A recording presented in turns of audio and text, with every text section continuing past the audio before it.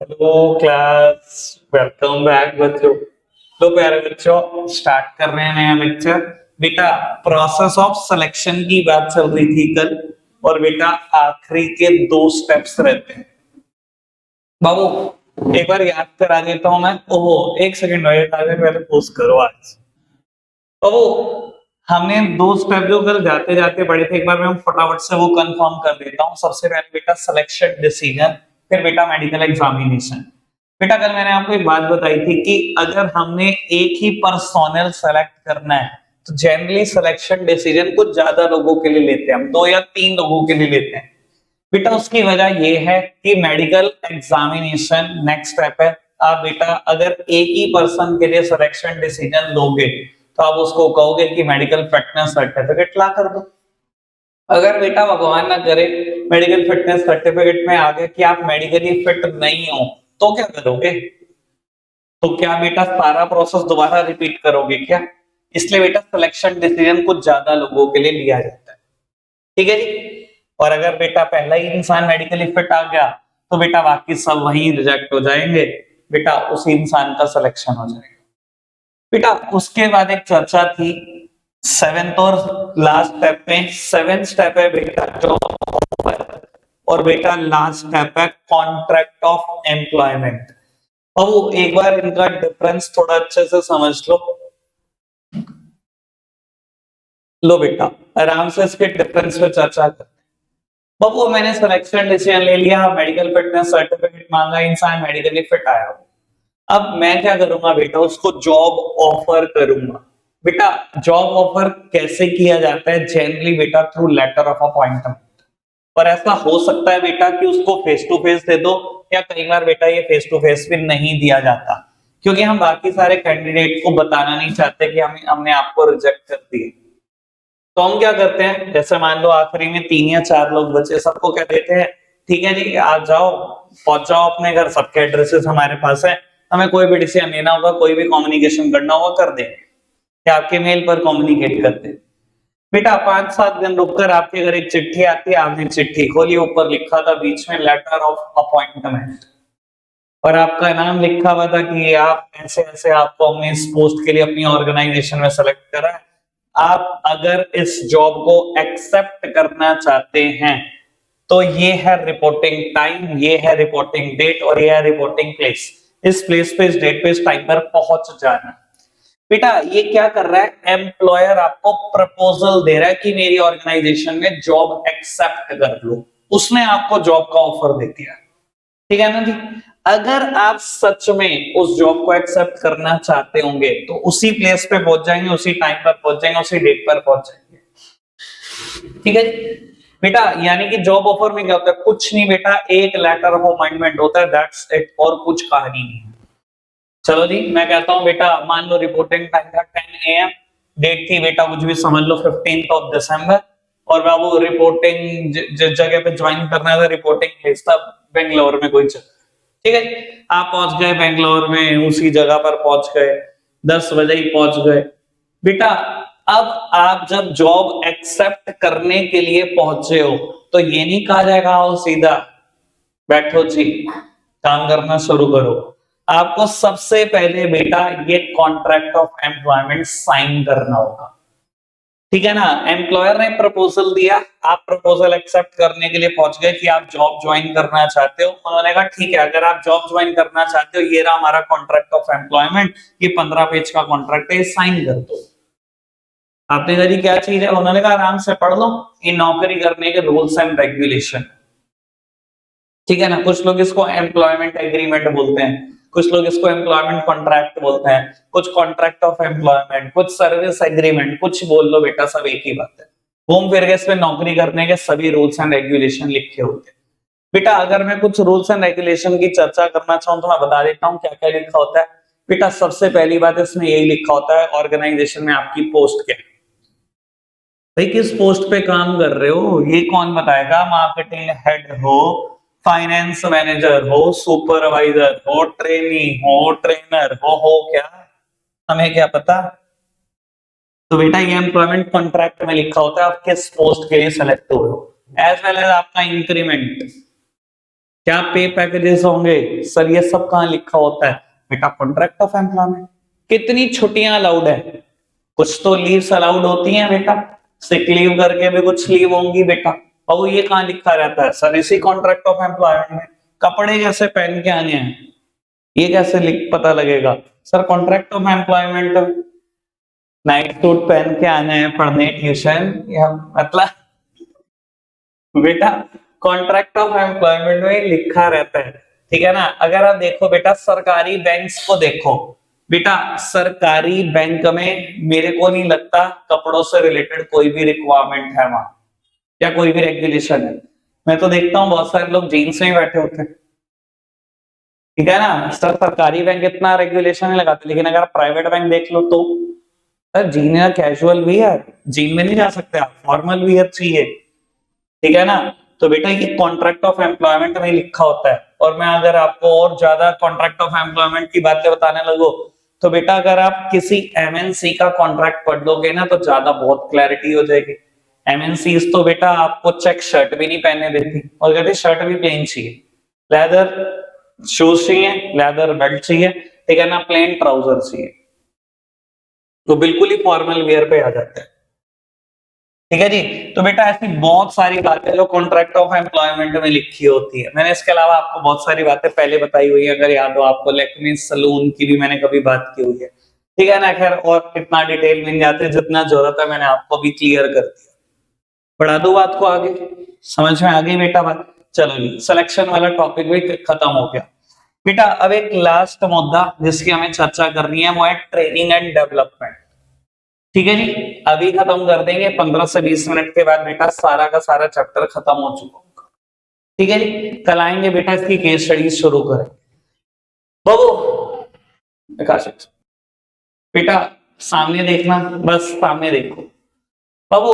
Training and development पे आखिरी चर्चा बचती है इस चैप्टर की बेटा। ट्रेनिंग दो तरीके की होती है, on the job training end of the job training. और मैं आपको बता देता हूं बेटा यहां से कुछ ना कुछ आने वाला है, इसलिए फोकस बिल्कुल आपका अच्छे से होना चाहिए बेटा। ट्रेनिंग दो तरीके से हो सकती है, ऑन द जॉब ट्रेनिंग या of the job training. On the job training क्या होता है बेटा? जॉब के साथ साथ ट्रेनिंग। देखो बेटा नाम ही है ऑन द जॉब, मतलब जॉब के साथ साथ training. Learning while you actually doing, सीखते रहो साथ साथ काम करते रहो बेटा।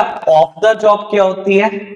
लर्निंग बिफोर डूइंग, पहले ढंग से सीख लो और बेटा फिर एक्चुअली में काम करना।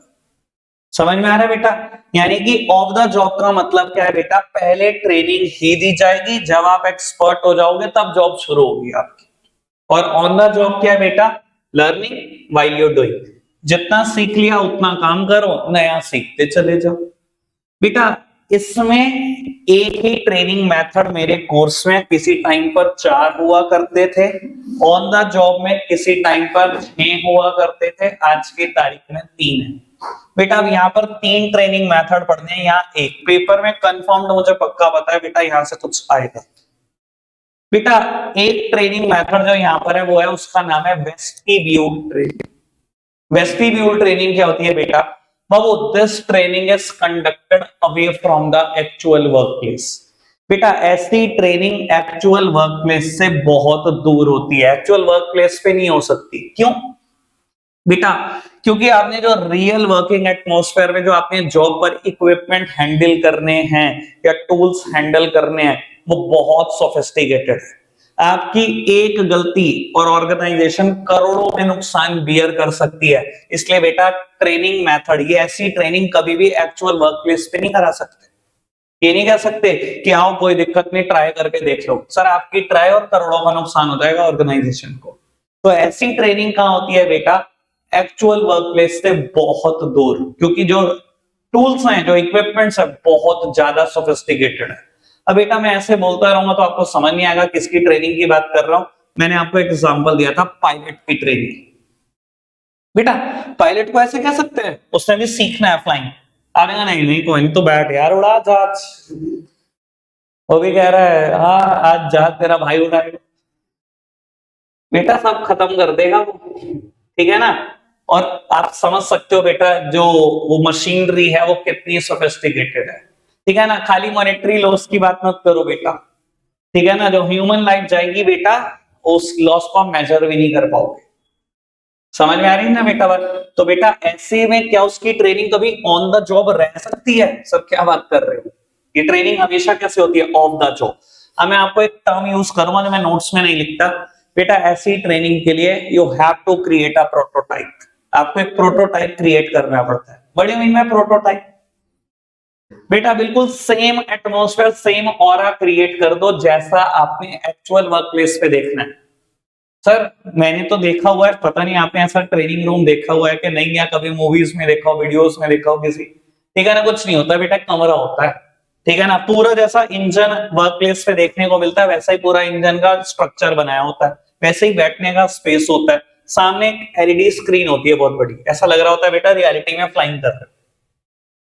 ऐसे होती है ट्रेनिंग, बिल्कुल प्रोटोटाइप क्रिएट किया होता है, बिल्कुल वैसा ही एटमॉस्फेयर जैसा बेटा उन्होंने प्लेन में देखा है। समझ में आ रहा है? अब यहां करो मिस्टेक, चलेगी दौड़ेगी। जब आपका फ्लाइंग स्कोर अच्छा आने लगेगा तब बेटा आप एलिजिबल होगे। और मैं आपको बता देता हूं, जब आप एलिजिबल भी हो जाओगे तो उसके बाद भी बहुत सारी कंडीशन होती है। अगर आप फ्रेशर होते हो तो अगर विजिबिलिटी शायद 20 मीटर से ज्यादा होती है या 25-30 मीटर से ज्यादा होते हैं तो फ्लाइंग कर सकते हो। जो बहुत एक्सपर्ट हो जाते हैं वो 10 मीटर की विजिबिलिटी पे भी फ्लाइंग करने लगते हैं। मतलब बहुत सारे और किस्से भी होते हैं, वो इतना आसान नहीं होता। वैसे फ्लाइंग कोई मजाक चीज थोड़ी है। क्लियर है बेटा बात? समझ में आ रही है जो मैं आपको बात समझाने की कोशिश कर रहा हूँ? मैंने एक बात कभी आपसे एस्ट्रोनॉट की भी बात की थी बेटा, इसी सेम वेस्टिब्यूल ट्रेनिंग में। तो जब आप देखते हो स्पेस में जाते हैं साइंटिस्ट, ठीक है ना। अब स्पेस में जा रहे हो, इतना खर्चा करके जा रहे हो, तो ऐसा नहीं होता कि आप 1-2 दिन में वापस आ जाते हो, ठीक है ना। जब आप स्पेस में जाते हो सर इतना एक्सपेंस करके, तो आप देखते हो ज्यादातर साइंटिस्ट 8 महीने 10 महीने 1 साल के बाद 6 महीने के बाद आते हैं। ऐसे ही होता है बेटा। जब वो आते हैं, अगर आपने ये सोचा ना उनको अर्थ के एटमॉस्फेयर में आते ही उतार दोगे, sir on the spot death है। ऑन द स्पॉट, कोई बचा नहीं सकता उनको। क्योंकि जो स्पेस में एटमॉस्फेयर है बिल्कुल अलग है। वहां आपका वेट ही, सबसे पहले तो वेट ही बहुत 19 पता नहीं 16 रह जाता है। हमेशा कंफ्यूजन है मुझे इसकी, जो भी रह जाता है मुझे क्या करना है जान के, ठीक है ना। वेट भी बहुत कम रह जाता है, लेकिन बेटा वो एटमॉस्फेयर ही अलग है। अगर एटमॉस्फेयर यहां पर वैसा ही दे दिया जाएगा सर, खत्म, बिल्कुल खत्म। तो बाबू होता क्या, यहां पर आप प्रोटोटाइप क्रिएट करते हो, बिल्कुल वैसे ही एटमॉस्फेयर क्रिएट करते हो जैसा स्पेस में होता है। और उसके बाद क्या होता है बेटा, धीरे धीरे उस एटमॉस्फेयर को रिलैक्स किया जाता है। 15 से 20 दिन लग जाते हैं इंसान को अर्थ के टेम्परेचर में, अर्थ के एटमॉस्फेयर में आने में। सेम आपको बता देता हूं एग्जाम्पल, थोड़ा सा लीक से हटकर है, ठीक है ना बेटा। आपने कभी एक कंसेप्ट सुना होगा, प्री मैच्योर बेबी हो जाते हैं। 8th मंथ में बेबी हो गया किसी का, या बेटा टाइम से पहले हो गया, तो आप देखते हो बेटा कहीं ना कहीं डॉक्टर सजेस्ट करता है उनको इनक्यूबेटर्स में रखने के लिए। जो लोग बोलते हैं कि मशीन में रख दिया, ठीक है ना। सर ऐसा क्यों? क्योंकि बेटा वो बच्चा इस एटमॉस्फेयर को सहन नहीं कर पा रहा। जो उसने अंदर देखा था वो एटमॉस्फेयर बिल्कुल अलग था, वो अर्थ के एटमॉस्फेयर को सहन ही नहीं कर पा रहा। इनक्यूबेटर में भी बेटा धीरे धीरे एटमॉस्फेयर को रिलैक्स किया जाता है। जब वो बाहर का एटमॉस्फेयर सहन करने लग जाता है तब जाकर उसको उस मशीन से बाहर निकाला जाता है। सेम एस्ट्रोनॉट वाली कहानी है इसमें। समझ में आता है बेटा? तो वेस्टिब्यूल ट्रेनिंग क्या है? प्रोटोटाइप बनाकर ट्रेनिंग देना। क्लियर? बढ़ जाए आगे बेटा। बाबू ऑन द जॉब ट्रेनिंग में 3 ट्रेनिंग मेथड हमारे कोर्स में है बेटा। Last one is induction training, जो मुझे बताना नहीं है बिल्कुल। नोट से पढ़ोगे हर चीज क्लियर हो जाएगी। इंडक्शन का मतलब होता है ओरिएंटेशन, ये मैंने तब भी क्लियर किया था जब इंटरनल सोर्सेस की मेरिट पढ़ रहे थे। बेटा ओरिएंटेशन क्या है? फेमिलियर करना। एक नया एम्प्लॉय मेरी ऑर्गेनाइजेशन में है, उसको फेमिलियर कर दो ऑर्गेनाइजेशन की हर चीज के साथ। Mission vision objective rules regulation superior subordinate सब कुछ बताओ। तो बेटा ये इंडक्शन ट्रेनिंग। और बेटा ऐसा लिखा गया है नोट्स में कि इंडक्शन ट्रेनिंग कुछ घंटों से लेकर कुछ दिनों तक की रह सकती है, ठीक है ना। और सच बात यह है बेटा 1-1.5 घंटे की ट्रेनिंग रहती है, बस कुछ नहीं। 1-1.5 घंटे में प्रेजेंटेशन चलाते जाओ, उसे बताते रहो, एक एक क्लिप चलाते जाओ कि ये ऑर्गेनाइजेशन के सीईओ हैं, ये एमडी है, ये प्रमोटर है, ऐसा ऐसा ऑर्गेनाइजेशन के बारे में सोचते हैं, ऐसा हमारा मिशन है, ये ऑब्जेक्टिव अचीव करना चाहते हैं, बस क्या 1-1.5 घंटे में ट्रेनिंग खत्म। This is induction training, this is orientation. ठीक है जी। बेटा सेकंड ट्रेनिंग जो नोट्स में लिखी हुई है इंटर्नशिप, कमाल की ट्रेनिंग है ये। इंडिया में बेटा for almost all the profession this training is compulsory. अगर आपको कोई भी प्रोफेशन चूज किया आपने तो आपकी ये ट्रेनिंग होने ही वाली है। कुछ लोग बेटा इंटर्नशिप बोलते हैं, कुछ लोग इसको आर्टिकलशिप भी बोलते हैं, ठीक है ना। Technical word is internship. बेटा ये इंटर्नशिप कराई क्यों जाती है? To maintain a balance between the theoretical knowledge and the practical knowledge. मैं कहता हूं बेटा आप परस्यू करते हो profession as a chartered accountant, आप बनना चाहते हो सीए, बेटा सिर्फ किताबें पढ़ लो, ठीक है ना, सीए फाइनल भी क्लियर कर लो। आप मुझे ये बताओ बेटा कितने इनकम टैक्स के केस लड़ पाओगे किताबें पढ़कर? सर एक भी नहीं, हिम्मत ही नहीं पड़ेगी कभी इनकम टैक्स डिपार्टमेंट में घुसने की, भी डर भी इतना लगेगा, ठीक है ना। या आप डॉक्टर को कहो कोई नहीं तू किताबें पढ़, फटाफट से सारी किताबें चाट दे जितनी भी लिखी हुई हैं, चल पास हो जा फटाफट, गोल्ड मेडलिस्ट बन जा, चला एक ऑपरेशन कर दे, एक सर्जरी कर देगा। तो सर इंटर्नशिप इसलिए जरूरी है, जो आप सीखने वाले हो थ्योरेटिकल नॉलेज बुक से, जो गेन करने वाले हो क्लासरूम लेक्चर से, उसकी प्रैक्टिकल एप्लीकेशन तो सीख लो। इंटर्नशिप किस लिए की जाती है? To maintain a balance between the theoretical knowledge and the practical knowledge. जिस दिन आपकी सीए फाइनल शुरू होती है बेटा, इट लास्ट फॉर 3 इयर्स, 3 साल की, और 3 ही साल की, उन्हीं 3 साल की बेटा सीए के अंडर आपकी इंटर्नशिप भी रहती है। तो जो आप सीए फाइनल में या आईपीसी से तक आपने ज्ञान लिया है बुक्स में से कि इनकम टैक्स में सेक्शन ऐसे ऑपरेट करता है, ऐसे इनकम टैक्स रिटर्न फाइल होती है, तो सब आप सीखते हो 3 साल में। ऐसे सेम लॉयर के किस्सा है, बस क्या होता है ट्रेनिंग पीरियड वेरी करता है, ठीक है ना। शायद एमबीबीएस में 4 साल की ट्रेनिंग होती है, मुझे पक्का तो नहीं पता, ठीक है ना। लॉ में तो 1 साल की होती है, ठीक है ना। और अगर आप चार्टर्ड अकाउंटेंट बनने जा रहे हो तो 3 साल का इंटर्नशिप है। बस ये ट्रेनिंग पीरियड जरूर वेरी कर जाता है depending upon the professional body, पर बेटा प्रैक्टिकल एप्लीकेशन सीखोगे यहीं से, ठीक है जी। ड्यूरिंग द ट्रेनिंग पीरियड बेटा आपको एक अमाउंट मिलती है जिसको हम बोलते हैं स्टाइपेंड, ठीक है ना जी। ये बेटा बहुत कम अमाउंट होती है, ठीक है ना।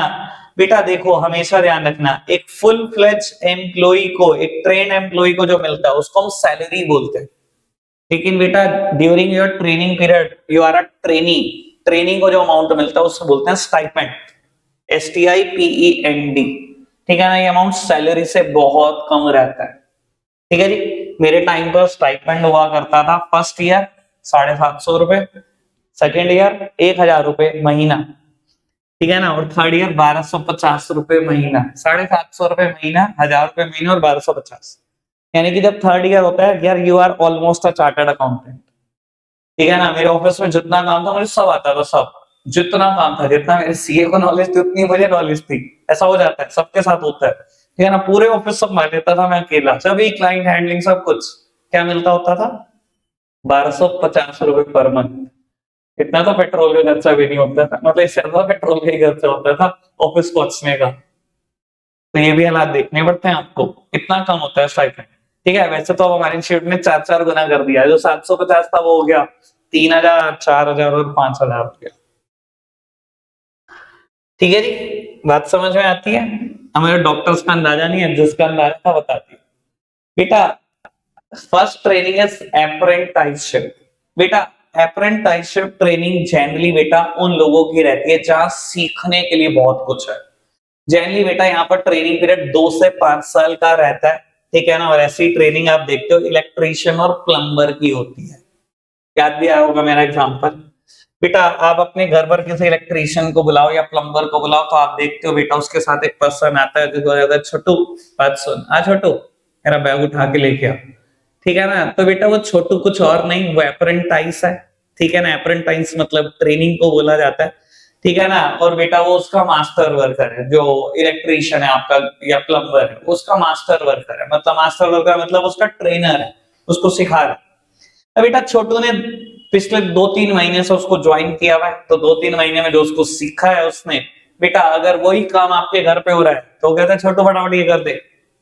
वो जो उसने 2-3 महीने में सीखा वो तो वो कर देगा, और अगर कोई नया काम है तो खुद खड़ा हो जाता है इलेक्ट्रीशियन, कहता है देख मैं सिखाता हूँ तेरे को, करके भी दिखाएगा, उसे सिखाएगा भी ये काम ऐसे कर।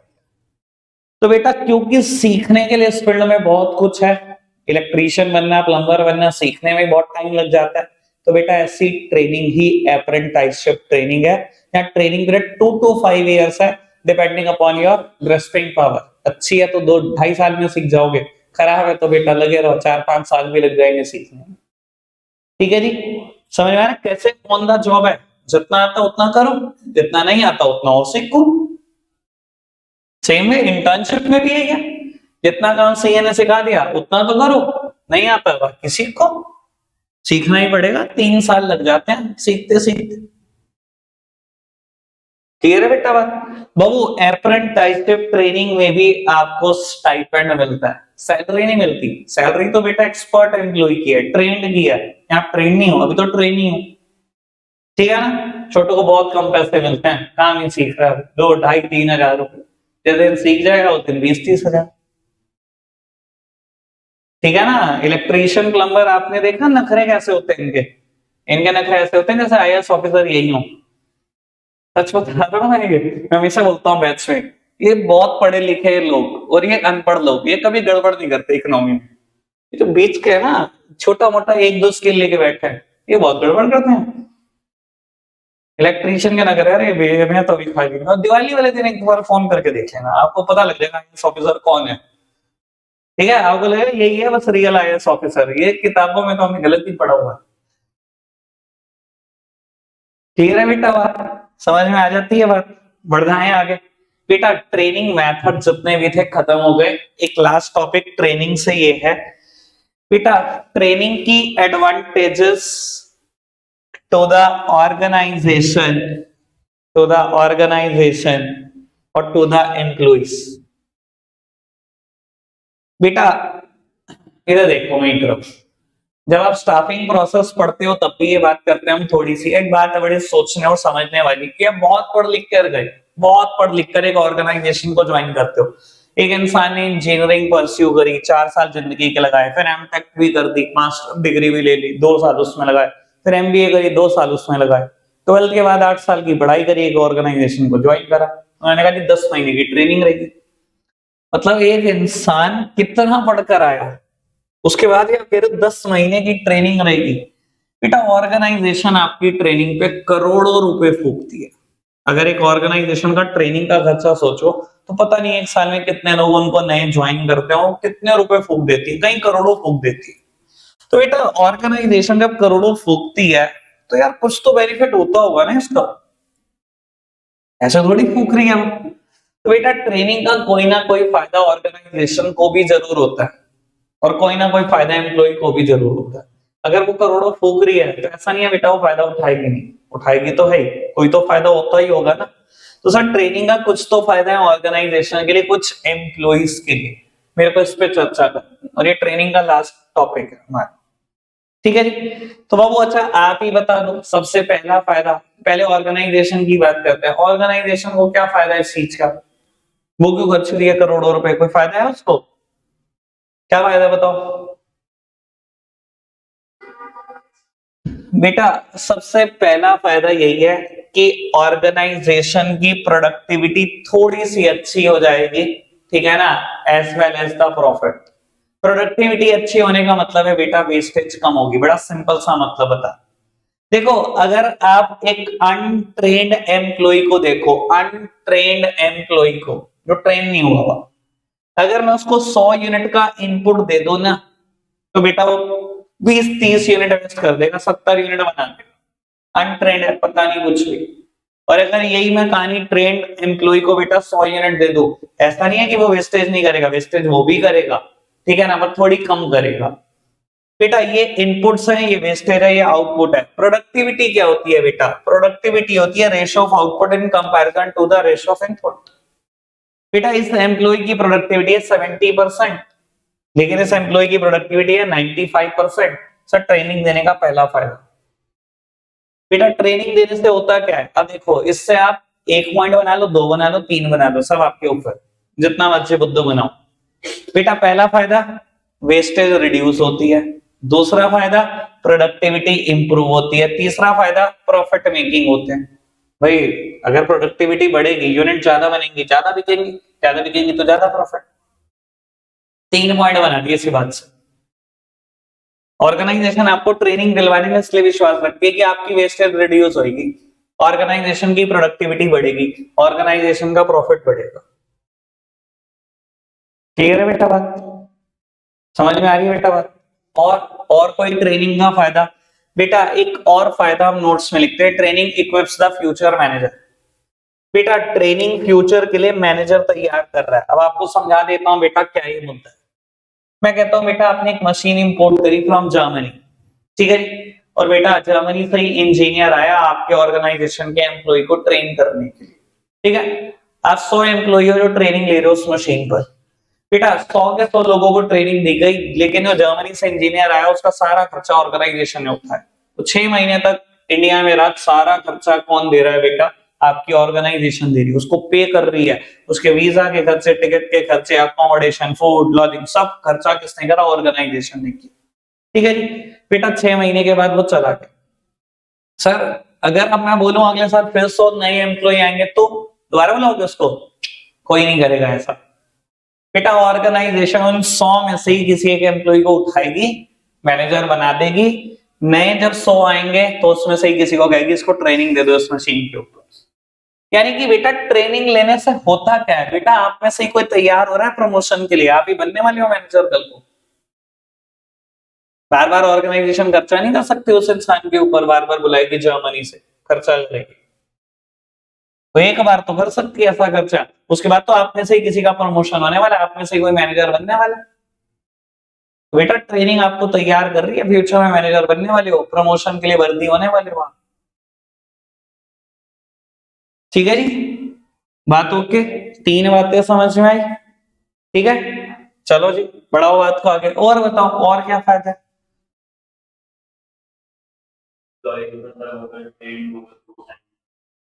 वो तो चलो मेरी पहली वाली बातों में ही आ गया 3, और कितना इसको एक्सपेंड करोगे एक ही बात से? 4 बातें थोड़ी निकाल दोगे। और और कोई फायदा? चलो खैर, नोट्स में एक और बात आती है बेटा। बेटा ट्रेनिंग का फायदा वहां पर है जहां एनवायरमेंट डायनामिक है, और मैं कहता हूं ऐसा कोई बिजनेस ही नहीं है जो डायनामिक एनवायरमेंट में एग्जिस्ट नहीं करता। बेटा अगर डायनेमिक एनवायरमेंट है तो डायनेमिक एनवायरमेंट में इफेक्टिव रिस्पॉन्स देने के काम आती है ट्रेनिंग, ठीक है ना जी। लो मैं समझाने की कोशिश करता हूं आपको बेटा क्या है मेरा मुद्दा। तो वो अच्छा ये मानते हैं सब कि जिस बिजनेस एनवायरमेंट में बिजनेस एग्जिस्ट कर रहे हैं वो बिजनेस एनवायरमेंट डायनेमिक है। डायनेमिक मतलब कीप्स ऑन चेंजिंग। बाबू अगर एनवायरमेंट चेंजिंग है तो सर सच बता रहा हूं आपको ट्रेनिंग का बहुत जरूरत पड़ने वाली है, पूरी ऑर्गेनाइजेशन को बहुत जरूरत पड़ने वाली है। अब बेटा मैं एक बात 90s की करता हूं, एक एग्जांपल आज के सिचुएशन में देता हूं, 2 एग्जांपल देता हूं आपको क्लैरिटी हुई। बेटा 90s में ना जब बैंक चलते थे तो सारे के सारे बैंक के फंक्शन ना बेटा मैनुअल थी, स्टाफ होता था बहुत बहुत ज्यादा, ठीक है ना। हर चीज लिखी जाती थी मैनुअली, अकाउंट में कितने पैसे कैसे निकाल के ले गया, कितने रुपए निकाल के ले गया, ये सब मैनुअल होता था, ठीक है जी। तो बेटा सडनली रेवोल्यूशन आया, आईटी रेवोल्यूशन, कि हम क्या करेंगे, कंप्यूटराइज एनवायरनमेंट करते हैं बैंक में। सब एम्प्लॉइज परेशान धरने पे बैठ गए कि हमारी जॉब चाहिए, एक कंप्यूटर तो 10 लोगों का काम करता है। तो बेटा लोगों को समझाया गया कि आपकी जॉब नहीं जा रही, बल्कि आपको फ्री में ट्रेनिंग दी जाएगी कंप्यूटर की, और जिस दिन आप सीख जाओगे तो आपकी जॉब में कुछ ना कुछ इंक्रीमेंट भी लगा देंगे। सर मैं कहता हूं यहाँ एनवायरमेंट डायनेमिक है, ठीक है। आपने हर एम्प्लॉय को 3-3 महीने कंप्यूटर पे ट्रेनिंग दी और वो एक्सपर्ट बने। Sir effective response dynamic environment में किसने दिया? ट्रेनिंग नहीं तो दिया। ट्रेनिंग ना होती तो क्या होता? ऑर्गेनाइजेशन का भला हो जाता क्या? आज सोचो, आज मैं कहता हूं बेटा एक कंपनी है होंडा, ठीक है, 2 व्हीलर्स में काम करती है, बहुत फेमस 2 व्हीलर बनाती है इंडिया का एक्टिवा, ठीक है, 3G 4G 5G 6G पता नहीं कहां तक और जाना भी इसमें, ठीक है जी। सर लेकिन आज जो एनवायरमेंट है ना उसमें ना एक चेंज की महक आ रही है, इलेक्ट्रिक व्हीकल की महक आने लग गई, पेट्रोल डीजल से बाहर निकलना पड़ेगा। सर उस व्हीकल के स्ट्रक्चर में, उस दूसरे इलेक्ट्रिक व्हीकल के स्ट्रक्चर में, कॉम्पोजिशन में सर बहुत फर्क है, बहुत फर्क है ना। अब एक बात बताओ, जितने भी ये ऑथराइज्ड डिस्ट्रीब्यूटर इन्होंने बनाए हुए हैं, ऑथराइज्ड सर्विस सेंटर बनाए हुए हैं, जितने भी यहाँ पे एम्प्लॉय ट्रेंड बैठे हुए हैं जो व्हीकल की सर्विसिंग रिपेयरिंग करते हैं, सर बहुत कुछ बदलेगा कि नहीं बदलेगा? एनवायरमेंट चेंज हो रहा है कि नहीं हो रहा? सर क्या काम आएगा? अच्छा मुझे अब ये बता दो काम क्या आएगा? सर ट्रेनिंग ही तो काम आएगी। सारे के सारे ऑथराइज सर्विस सेंटर पे काम कर रहे हैं आपके एम्प्लॉय को कहीं ना कहीं बिठा कर तो ट्रेनिंग देनी पड़ेगी ना। इलेक्ट्रिक व्हीकल में ये कॉम्पोजिशन होती है, ऐसे रिपेयर करते हैं, वैसे रिपेयर करते हैं। सर काम कौन आएगा डायनेमिक एनवायरमेंट में? ऑर्गेनाइजेशन की ट्रेनिंग ही तो आएगी का। समझ में आ रही है बेटा बात? क्लियर है? पक्का से बढ़ना है आगे। बेटा एक और मुद्दा आता है यहाँ पर ही कि बेटा ट्रेनिंग एम्प्लॉय का मोरल इंक्रीज करता है एंड रिड्यूस द एब्सेंटेइज्म। सेम मुद्दा बेटा यहाँ पर भी आएगा क्योंकि एम्प्लॉय के लिए भी फायदा है कि एम्प्लॉय का मोरल बूस्ट अप करता है। ठीक है, दोनों जगह पर है कि एम्प्लॉय का मोरल बूस्ट होगा। ऑर्गेनाइजेशन के लिए भी अच्छा है एम्प्लॉय अगर कॉन्फिडेंट है, और बेटा एम्प्लॉय के लिए खुद के लिए तो अच्छा ही है, वो कॉन्फिडेंट है। तो वो इस चीज को मैं ऐसे समझाता हूँ, देखो बेटा मैं कहूँ बेटा टीचर आया क्लास में, उसने एक चैप्टर पढ़ाया आपको, चैप्टर है 15 दिन का, जो आप ट्यूशन में पढ़ते हो, वो आया एक दिन में उसने शुरू करा, खत्म 45 मिनट्स बाद। मैंने कहा कल टेस्ट है, क्या होगा? आधी से ज्यादा क्लास एब्सेंट नजर आएगी। तो यही होता है ऑर्गेनाइजेशन में भी। अगर आपने एम्प्लॉय को ट्रेनिंग तो दी नहीं और आपने ये तो कह दिया कोई नहीं कल इस मशीन पे टेस्ट करेंगे आपकी नॉलेज, आपका टेस्ट है प्रैक्टिकल, सुपरवाइजर कह रहा है मैं खड़े होकर देखूंगा आपकी परफॉर्मेंस इस मशीन के ऊपर, सर क्या होगा? छुट्टी मार लेगा वो चुपचाप और कुछ नहीं करेगा। ऐसे आप करते वैसे ही वो करेगा। तो बेटा ट्रेनिंग का फायदा क्या हुआ ऑर्गेनाइजेशन को? सर आप ढंग से ट्रेन कर दो ना उस मशीन के ऊपर ही, जो सुपरवाइजर बोल रहा है पहले ट्रेन तो करे उसको। सर एम्प्लॉय का ना खुद का कॉन्फिडेंस पता नहीं कहां जाता है अगर वो ट्रेंड होता है, और कभी छुट्टियां नहीं करता वो। तो बेटा training increases the morale of the employee as well as reduces the absenteeism. Clear है बेटा बात? समझ में आ रही है बेटा बात? बाबू अच्छा ट्रेनिंग का फायदा एम्प्लॉइज को क्या है? बेटा सबसे पहला फायदा, चलो कॉन्फिडेंस बढ़ाने वाली बात तो मैंने करी थी, दूसरा फायदा सर अनट्रेन्ड एम्प्लॉय के पे पैकेजेस ऑब्वियसली कम होते हैं, और ट्रेन एम्प्लॉय के पे पैकेजेस कुछ ज्यादा तो होंगे। अनट्रेन एम्प्लॉय अगर 25,000 रुपए कमा रहा है तो ट्रेन बेटा 35 तो कमाएगा कम से कम। तो बेटा ट्रेनिंग का फायदा एम्प्लॉय के लिए ये होता है कि कहीं ना कहीं करियर प्रोस्पेक्ट्स इंप्रूव कर जाते हैं, पे पैकेजेस इंप्रूव कर जाते हैं। मोरल तो बूस्ट अप करेगा करेगा सर, पैसे भी ज्यादा कमाओगे। ठीक है जी। एक और बात आती है बेटा बाबू, ट्रेनिंग की वजह से chances of accident get minimised. बेटा अनट्रेन्ड एम्प्लॉय है, आप सीधा कहोगे यार इस मशीन पे काम कर ले, कोई ना कोई चोट खा के आ जाएगा, हाथ पैर कटवा के आ जाएगा। बेटा ट्रेनिंग दे दो, एक्सीडेंट के चांसेस ही कम होंगे, एम्प्लॉय का कुछ तो भला होगा। समझ में आ रही है बेटा बात? पक्का से? बाबू बिल्कुल पहले पेज पर वापस आ जाओ, सबसे पहली डेफिनेशन स्टाफिंग की पेंडिंग है।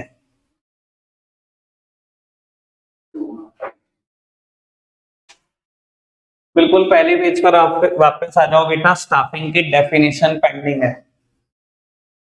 चलो बाबू बाकी का तो मुझे पता नहीं, पर ये वाला मेरा सीक्वेंस हमेशा ऐसा रहेगा, ठीक है ना। पोस्ट डीसी में पहले पूरा पूरा चैप्टर खत्म होता है, आखिरी दिन मैं बताता हूँ कि डेफिनेशन क्या थी, ठीक है ना जी। वैसे अगर आप बुक का सीक्वेंस देख लो तो बेटा सबसे पहली चीज ही डेफिनेशन होती है।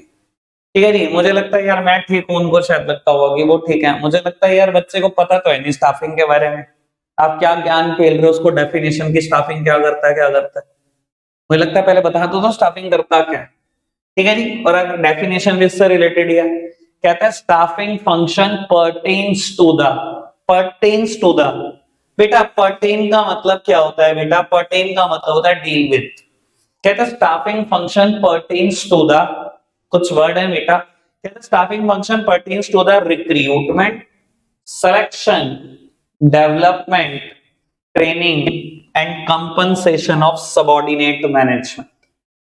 बड़ा सिंपल सा मतलब है, मेरा ख्याल तो सभी वर्ड क्लियर होंगे आपको। कहता है स्टाफिंग फंक्शन डील करता है रिक्रूटमेंट से, सिलेक्शन से। अब यहां पर एक बड़ी फोकस की वर्ड है, देखो बेटा जब हम स्टाफिंग प्रोसेस पढ़ रहे होते हैं ना, ये पांचों ही वर्ड आते हैं, पर हमें आदत क्या पड़ जाती है, हमें सीक्वेंस की आदत पड़ जाती है। हम बोलते हैं recruitment, selection, training, development. Sir ये मत कर देना।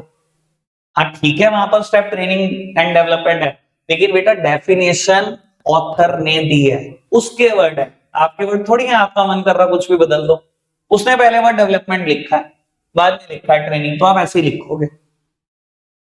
कहता है स्टाफिंग फंक्शन डील करता है रिक्रूटमेंट से, सिलेक्शन से, डेवलपमेंट से, ट्रेनिंग से और कंपनसेशन से। किसकी? सबऑर्डिनेट मैनेजमेंट की, मतलब नए एम्प्लॉय की बात कर रहा है। तो हाँ सर, इसी से डील करता है। पांचों ही वर्ड क्लियर किए हुए हैं मैंने स्टाफिंग प्रोसेस में। ठीक है जी, स्वाहा। आज के लिए इतना ही रखते हैं प्यारे बच्चों। बाय।